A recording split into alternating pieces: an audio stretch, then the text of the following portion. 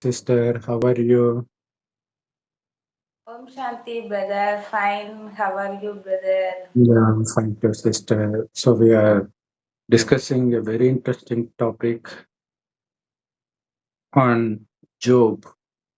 So he is a very great devotee of God.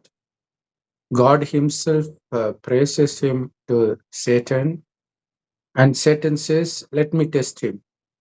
Let me see if he still hold on to you." So God says, "Okay, go on." So he takes away his wealth, his kids, his property, everything in a fraction of a second. And finally, even his body is afflicted with severe disease that all his flesh are wasted away.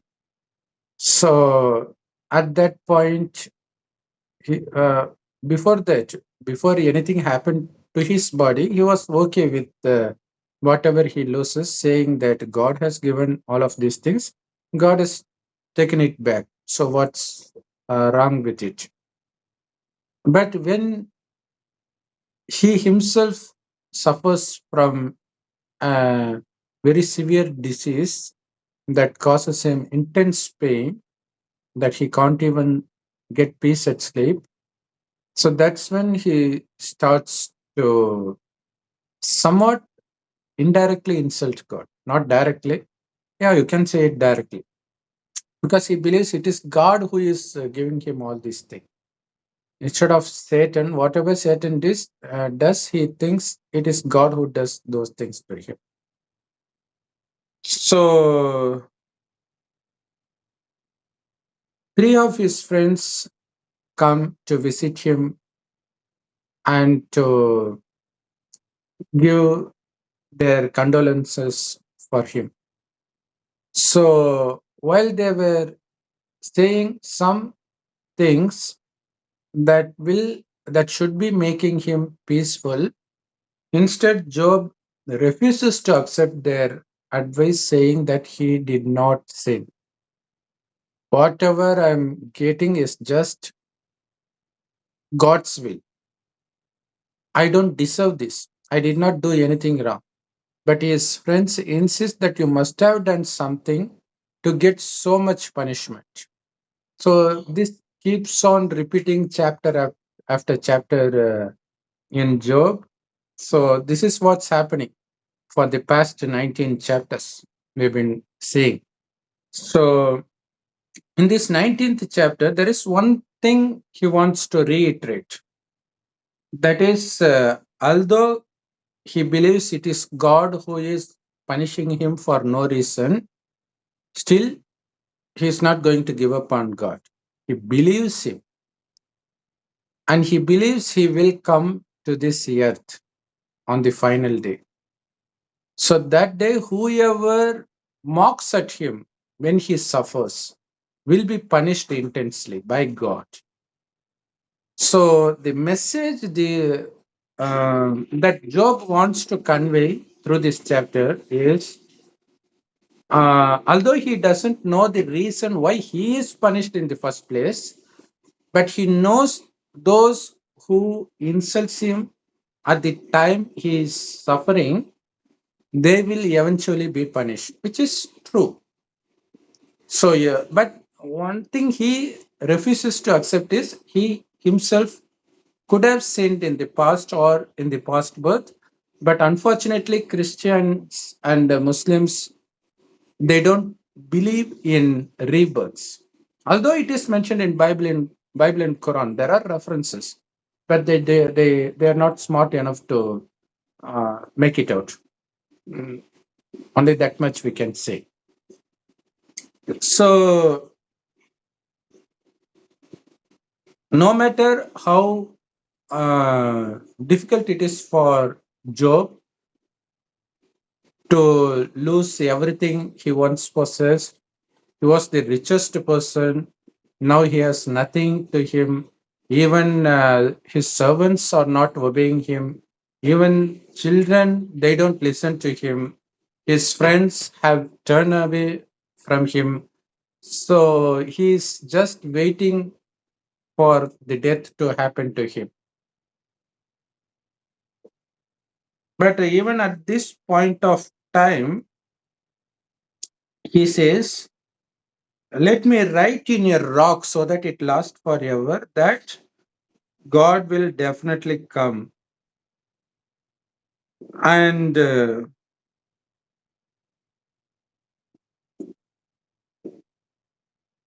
I will see my God after my flesh get wasted with my own flesh, which actually indicates another birth. So if all the flesh get destroyed, then if he is seeing while in his own body, it means he is in another birth. So that happens in the end. So now he is sure to die, but he is going to see something that's going to happen at the destruction of the world through his own eyes. It means obviously he has taken rebirth, right? So that's something people refuse to accept. So be it. So he says, one message is, if we see poor people, beggars, people who are differently abled, of course they have sinned in their past. That's why they are born this way. But that doesn't mean that we have the right to mock them, because we don't know how much sin we have committed in our past. Just because we don't suffer now doesn't mean it will stay like this forever. Anything can happen to anybody at any point of time, because we all are sinners. This is the direct knowledge of God. This is a 5,000 year time cycle. The first half was heaven, and the second half is hell, where we live now. Actually, we are living in the last 100 years, where God Himself come to this earth, enters an old man's body, and gives this knowledge. That old man is named Brahma by God. He is called Adam in Bible and Quran. So through Adam, God gives this teaching. So Adam is not the first person on the planet, but he is the first person into whom God enters and give this knowledge and transforms him. So that's why he is called the first person. Otherwise, this is a time cycle. You can't find the beginning or end in the time cycle, in the cycle, right? So you can consider this last 100 years to be the beginning or the end. But one thing that makes us believe it's the end is because after this 100 years, the world will get destroyed. But our souls won't get destroyed because it's imperishable. It's in between the eyebrows, which is Hindus apply tilak here. So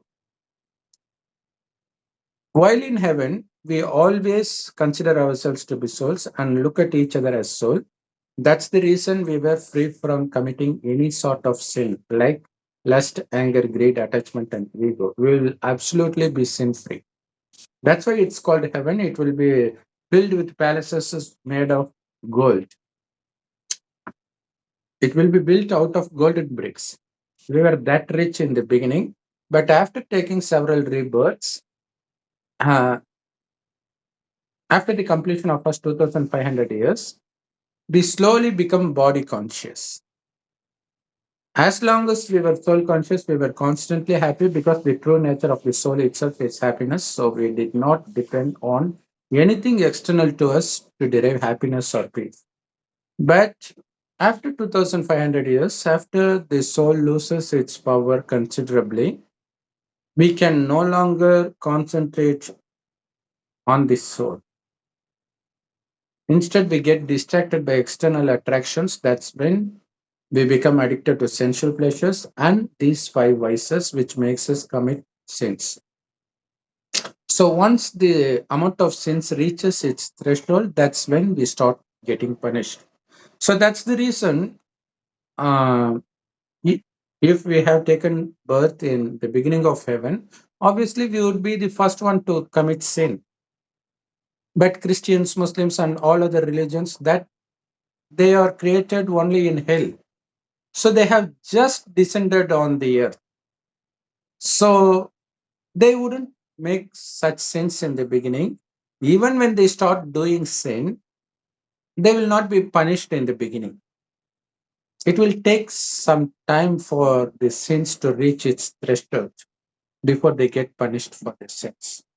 So that is the reason here Job, his sins has surpassed the limit. That's the reason he's getting punished. Doesn't mean his friends will never be punished. He says, if I see you suffering the same thing that I suffer now, I will not mock at you. Instead, I will be giving you the consoling words. Why are you not doing that? I'm already suffering. You are still piercing me with spears. Your words are like that. But beware, God is there. He is sure to come in the end, and you will definitely be punished. And at that point, when you know for sure that I have not sinned in the past, what would you do? Wouldn't you feel sorry for what you are doing just now? So that's why he asked them to stay away from mocking at him. So this is the law of karma. So one may be born poor, one, although they lived happily like Job in the beginning, suddenly if they meet with an accident, if the head of the family dies, that's it. They will hit the rock bottom. So that's not the time to take a ride on them. So now you can take Ukraine, Palestinian people. So they are thrown away from their homes all of a sudden. So we should feel sorry for them. We shouldn't. Of course, they must have done something, but that's not the time to tell that. If they are smart, let them understand on their own by reading religious scriptures. Because whatever his friends say, they are not something they are saying on their own, because it is in the book of Moses. God himself has said, for these sins you will be punished in this way. That's what his friends are saying. But it is God's law. It doesn't mean you have to take the law and laugh at somebody. That's the point. So in Muslim countries, they take the law at hand. They punish each other for the sins. They will eventually be punished. That's something. So giving punishment is, it's, even God doesn't punish us. It is the law of karma that happens automatically, that punishes for our sins. So that is what, uh, till 19th chapter, this the message is conveyed through the book of Job.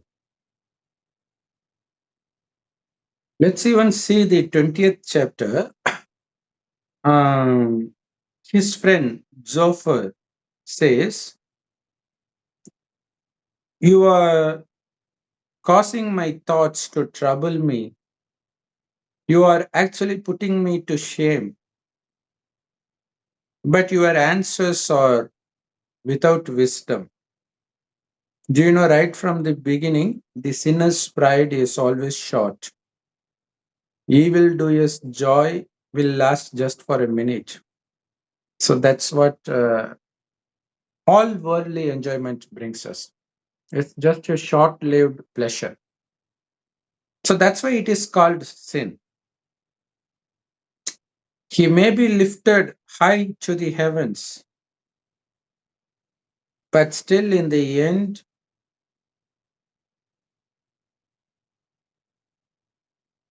he's like a human excreta. He'll be found nowhere. Just like a dream, he disappears.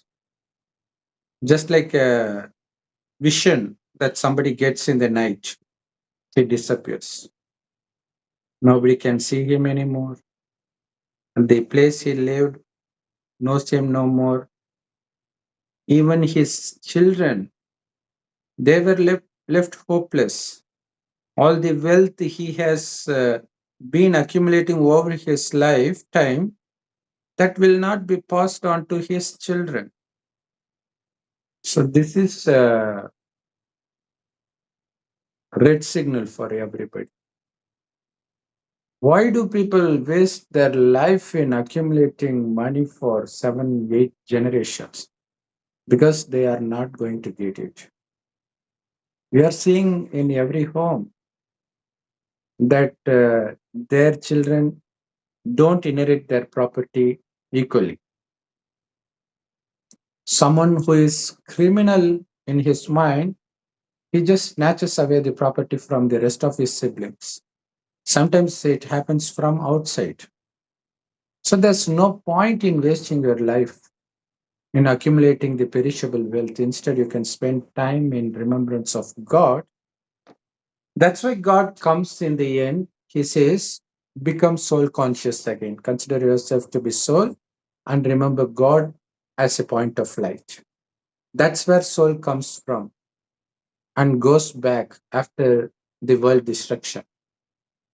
Again, this world will be renewed to heaven. But if you are smart enough to imbibe the teachings of God given directly through Brahma, through Brahma Kumari's Rajog Meditation Center, and you become fully soul conscious and you be able to conquer those five vices lust, anger, greed, attachment, and ego, you will be attaining the highest status of heaven, which is the status of Lakshmi and Narayan, the world emperor and empress. You can become that. So that is what you are doing for your own benefit. But if you think you are doing for the benefit of your family, make no mistake, they will not benefit from them. Instead, they will get panic attack, heart attack from the deception they face because of your wealth, because of the attachment they developed over your wealth when it gets snatched away from them. So you got to understand that. So that's why here he's mentioning his children will be hoping whether the others would give back their wealth or whether his father will come back alive and give back their wealth. That's not going to happen. So he might have taken non-vegetarian food, developed full strength, but what's the use? Anyway, it's going to turn to dust. His strengthful bones are going to turn to dust. So,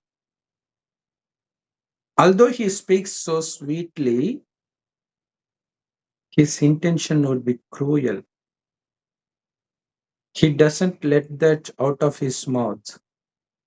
So, he would have some evil plan hatched out for others. But you know what? His food becomes bitter in his stomach, like the poison of the snake.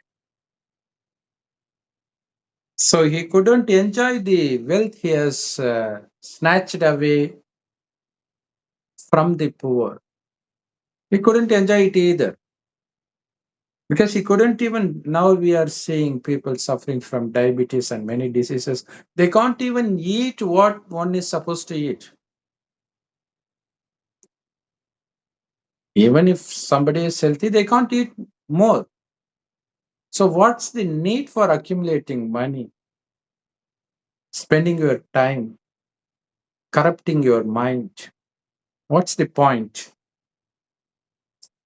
So, it's like the tongue of the snake is the cause of his death, so, which could be taken directly that he will be dying due to snake bite or something else. So, he will definitely not see the river of oil, honey, and milk, which means heaven. He will not, because that's the true treasure where people's mind are not corrupted. They were as pure as the newborn. Although men and women are so beautiful, they don't lust each other because their focus is in between the eyebrows where soul resides. Because they know they are the soul that operates this body, sees through the eyes, speaks through the mouth, listens through the ear, performs every act through the body. So that's the reason, although they are blessed with uh, richness of heaven, they wouldn't lust each other's property or men or women. So that's the reason it continued to be heaven. But since people, they don't follow the law of God now, in the end, when God teaches, so they will not enter heaven because they think they will get pleasure from these worldly pleasures and treasures. So, as a punishment, in his upcoming births or in his last time in the same birth, he is forced to give back the fruit of his work. So now we are seeing many companies who were penalized by the corresponding governments for doing illicit trades. So inappropriate by getting by deceiving the customer. You are seeing many such companies having to pay a huge penalty. So that will cause them a heart attack. So whatever he does, he couldn't enjoy the fruit of it. He can't even eat from it. So by his false trading, he may have accumulated huge profit, but he couldn't derive happiness from it. Maybe someone in his family is bedridden. So all the money he has accumulated from the people wrongly, it will just go to the hospital. This happens every now and then. We can see it, we can hear it from our friends and relatives. So, because he has been cruel to the poor, he has taken their house by force. So, whatever he has accumulated, that's not going to give them peace either. So, that's something we are seeing property dispute in every home. It could represent that, and also it represent in a broad perspective that happens in Palestine and Ukraine, where they are forced out of their homes. So that's not a small sin. Of course, they are punished for their past sins, but still, when you are responsible for that, you will be punished severely. So the kind of punishment is mentioned clearly in Bible because it was never enough for his desire. So he keeps on accumulating others' property. So just think of those cruel dictators, the end of them. It was so cruel, be it Hitler or anyone you know. They couldn't enjoy anything. They have to give that all up. God is just watching you. He'll just count. Let your sins reach the threshold. Then you will be punished. Then you will find you will, especially in the next birth, you might be a king or a billionaire in this birth, but you can't enjoy anything from that because your lifespan is short. And in the next birth, what if you are born to a beggar? You got nothing. So what's the point in accumulating something that you cannot make use of it? So his well-being will quickly come to an end. That means he will be afflicted with severe disease, lifelong disease, like Job. Even if his wealth is great, he is always worried because people around him will always be waiting to take that away from them. You can see many examples of rich men when they die. So those who are surrounding him all the time, they will hatch evil plan to take as much as they want before they reveal their death to the world. So this is not heaven. Nothing is going to, just like Mona Lisa in Mahakum, how the beauty, she's not even that beautiful, but okay, she's beautiful.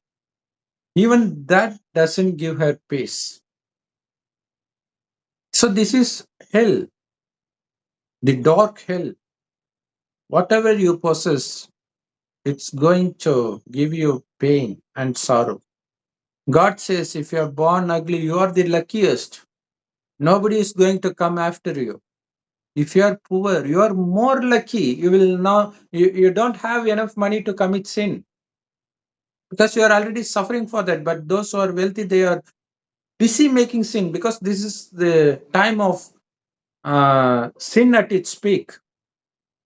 Thank God you don't have money now. You don't have time now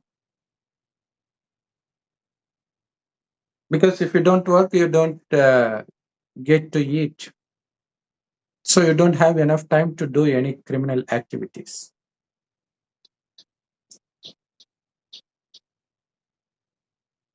So maybe God gives the cruel person what he wants. Along with that, he will send the heat of his anger on him like rain. So he will get, but in the end, he will lose everything. We are seeing many rich person going to prison in the end. Do they deserve that? So obviously they don't. Their money can't help them. Their friends and relatives and political connections, nothing helps them. We are seeing many political leaders of Pakistan getting hanged soon after their time is over.